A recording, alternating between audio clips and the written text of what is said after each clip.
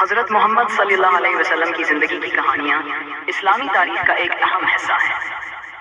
ان میں سے ایک مشہور کہانی واقعہ طائف کا واقعہ نبی کریم صلی اللہ علیہ وسلم کی زندگی کے ابتدائی دنوں میں پیش آیا۔ اسوقت مکہ کے لوگ سلام کی دعوت کو قبول کرنے سے انکار کر رہے تھے اور نبی صلی اللہ علیہ وسلم کو آزی دینے پہنچا رہے تھے۔ ایسے حالات میں آپ صلی اللہ علیہ وسلم نے طائف کا سفر کیا تاکہ وہاں کے لوگوں کو اسلام کی دعوت دی جا سکے۔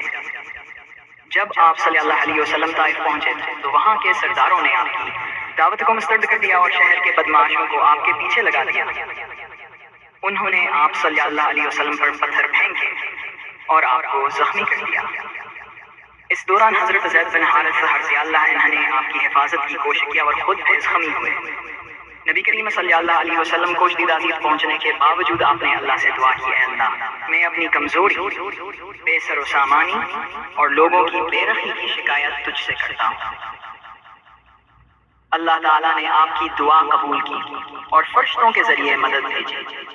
فرشتوں نے آپ صلی اللہ علیہ وسلم کو کہا کہ اگر آپ چاہیں تو ہم ان پہاڑوں کو ان لوگوں پر گرا دیں، لیکن نبی کریم صلی اللہ علیہ وسلم نے فرمایا نہیں، میں امید کرتا ہوں کہ اللہ ان کی نسلوں سے ایسے لوگ پیدا کرے گا جو اس کے ایک اللہ ہونے کا اقرار کریں گے۔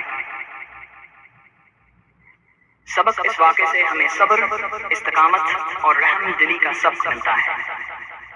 نبی کریم صلی اللہ علیہ وسلم نے ہر حالت میں لوگوں کے لیے خیر اور بھلائی کی دعا کی اور کسی کے لیے بد دعا نہیں کی۔ ان کی شخصیت میں موجود یہ خصوصیات ہمیں ان کی پیروی کرنے کی ترغیب دیتی ہیں۔